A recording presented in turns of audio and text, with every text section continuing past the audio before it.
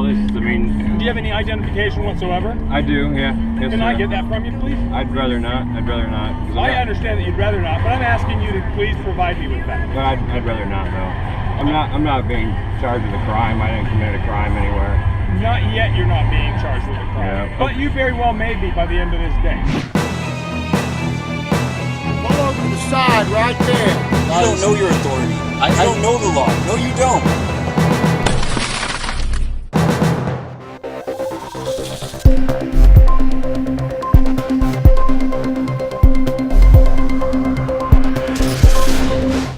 Welcome to the first episode of Know Your Rights. I'm your host, Britt Hyson, and today we are talking about police checkpoints. With me is Nina Hojat, who is an attorney for DUI Partners. Nina, thank you for joining us. Thank you for having me. What should people do when they're stopped by the police? So basically, the Fourth Amendment protects you from unreasonable searches and seizures. And what that means is that without a warrant, the police can't just come up to you and search a person, search a car, or search your home. Especially. The California Supreme Court and the U.S. Supreme Court has carved out exceptions for DUI checkpoints. Have you had any alcohol to drink tonight? I'm sorry, I'm being arrested or not? Sir, the Supreme Court allows me to ask that question. And immigration checkpoints within the border. This is a U.S. Border Patrol checkpoint. The law allows interior checkpoints within 100 miles of the border. I agree. I understand that. Sure. Within 100 miles of the border, this is what... That's why I stopped. The purpose behind the two checkpoints is completely different. It's just your duty, really, to protect yourself by invoking your rights. So there's a card that is available for everyone to download, and it basically states your rights for you so that you don't actually have to say them. And when you hand over your ID to the police officer, they can read that and understand where you're coming from, because most people probably won't have that on them. Hello? I need to see driver's license. Along with my ID, I handed him this card on top of it. This is what it says. I hereby invoke and refuse to waive all the following rights and privileges afforded to me by the U.S. Constitution. I invoke and refuse to waive my Fifth Amendment right to remain silent. I invoke and refuse to waive my Sixth Amendment right to an attorney of my choice. I invoke and refuse to waive my Fourth Amendment right to be free from unreasonable searches and seizures. If I am not presently under arrest or under an investigatory detention, please allow me to leave. All right, you have a good night. Thank you. Do you advise everyone to have that card with them? You can definitely do that. Knowing your rights is the most important thing, because you can give them that card. They don't have to stop questioning you. You a citizen, sir? Respectfully, sir, I do not have to answer that question. Sir, are you a citizen? I don't have to answer that question, I'm sorry. Now, what is your reasonable suspicion? Supervisor in car one. Like I've explained, I'm a private citizen. I'd like to freely travel down this road without having to answer questions from federal agents. And all you have to do is say I'm a U.S. citizen and right. you'll be on your way. But this is a matter. You're making a big deal about it. This is a matter of principle to me, sir. Are you a U.S. citizen or not? Do you have a suspicion I'm not? I don't want to hold up traffic. I want to freely travel down the road. May I do that? You may. Thank you. Thank you, sir. So now let's say that you're stuck in the checkpoint line. Yes. And then the officer comes up to your window. What are some mistakes that most people make? The biggest mistake is, in any situation involving law enforcement, is to provide too much information. The nicest people will say, well, I just want to cooperate, and I was thinking maybe he'll let me go. Not the case? Meanwhile, while you're cooperating, you're providing evidence, because everything you say or do can and will absolutely be used against you. We watched a lot of videos about how people coming through checkpoints, that when they're stopped and the police ask them, let's say it's an immigration checkpoint, right. If they're a citizen of the United States and they refuse to answer. I'm asking you to state your citizenship, please. Yeah, and that's my business. I just want to go on my way. You're a U.S. citizen? That's my business. Why are they refusing to answer? Because they're essentially protecting their rights. You don't have to answer the questions that you're being presented, because they're stopping you for no reason. If we lived in a country where we didn't have a Fourth Amendment, essentially officers can just stop you for any reason, question you for any reason. Why are you stopping me? I'll pull you over to check you have your documents. We do not allow that here. And so they're overstepping the boundaries of the law by asking you questions without having a proper reason to do so. A lot of people in the videos have mentioned that they're asking, have I been detained? Am I free to go? Or am I being detained? Sir, am I being detained? Sir, am I being detained? Yes. A lot of people don't even really know what being detained entails. They're trying to distinguish whether or not the officers are actually detaining them, meaning that they're not free to leave, or if they're just investigating and they're free to leave. Who are you, sir? Can I use your name, please? No. I'm going to tell you for the last time. Okay, am I being detained? No, you're not being detained. Okay, thank you.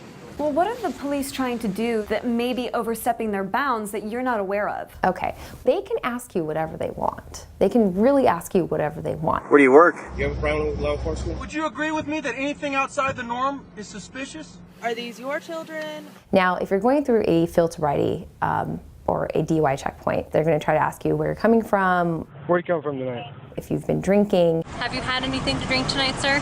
It's up to you to invoke your rights by respectfully declining, as I like to put it. They'll say, I'm going to need you to do this for me right now. I just want to make sure that, you know, you're a citizen. I need to make sure that you're not carrying fruit across the state line. Do you have any plants? Am I being detained? No, I'm Okay, not. goodbye. I'm asking you if you We'll have see any you later. fresh fruit. Can I just check your car really quick to make sure that there's no fruit in here so you can go? Mind if I take a look at your trunk? I do mind. You do mind? Yes, sir. If you say yes, you're giving them consent Right. to check your car. And what if somebody borrowed your car and there's something in there that shouldn't be in there? Or you have an open container of alcohol that your friend might have left back there that you really didn't know. Right. Is there any reason to believe that I broke an immigration law, or what's the reason to want to check my trunk? Just your car is dirty? Do you have to roll your window down? So explain like whether or not you can leave your window up or if you have to roll it down. How you doing tonight? Pretty good. Go ahead and roll your window down for me. This is fine, sir. How you doing? Can you roll the window down? I can hear you just fine. No, I want you to roll the window down. Why is that, sir? Because I'm going to break it if you don't open it. Go ahead. I'm sorry? Go ahead. You don't absolutely have to roll your window down all the way. You just have to roll your window down enough so that you can hear their questions and they can hear you respectfully declining to answer their questions. If somebody goes through a checkpoint and doesn't roll their window down, what are they supposed to think? Maybe you're deaf, maybe you're really drunk and you can't hear them. What they will do sometimes, if they get really mad, they'll break it.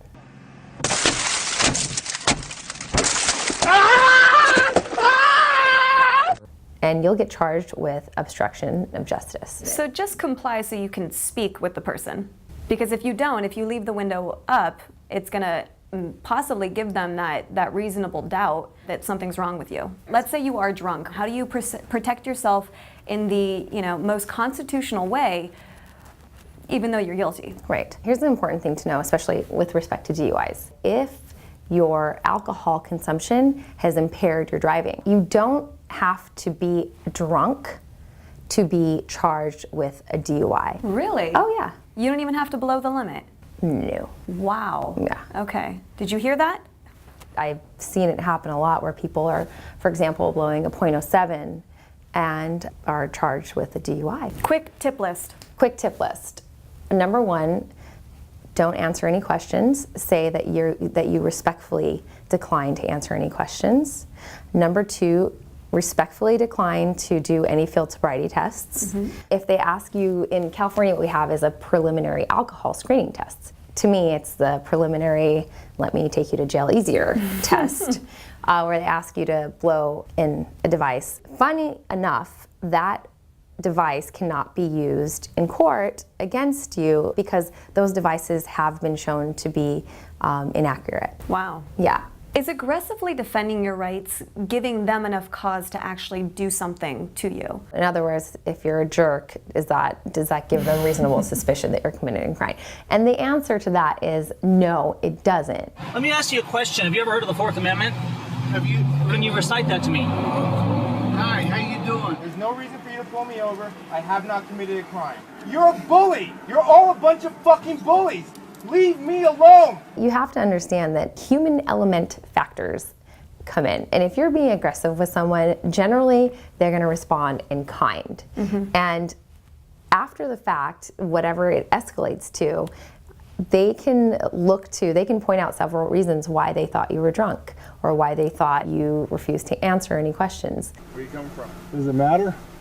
You got an attitude too, okay. So I'm free to go, right? Yeah, you're free to go. Okay, thank you. All right, where Appreciate you guys heading? I'm being detained or I'm free to go? No, I'm asking you a question, but you can be pulled out of the car and I can search it if you really want. How is that? Any way I want. Doesn't mean I can use what I find, but I can do it. So you want to do that? You want to play that game, little hard ass, or you want to go back to Richmond? All I'm saying is... Don't talk shit. How am I talking shit to you, officer? You're talking shit. Am I being detained or what? I told you could go, right? So go. All right. Get the fuck out of here. So always stay calm, respectful, as you say, and be smart. Yeah. Know your rights. We're free to go? Am I free to go? Yes, you know what? You guys are awesome for exercising your constitutional rights. I totally respect that. Cool. A lot of guys that come through here and they're jerks to us, and we don't appreciate that, but I totally appreciate you guys who are respectful, who you don't want to talk because we can't force you to do it. You guys have a good day. Thanks, too, sir. You too. Nina, thank you so much for joining us. For Voices of Liberty, I'm Britt Heisen. Thank you for watching Know Your Rights.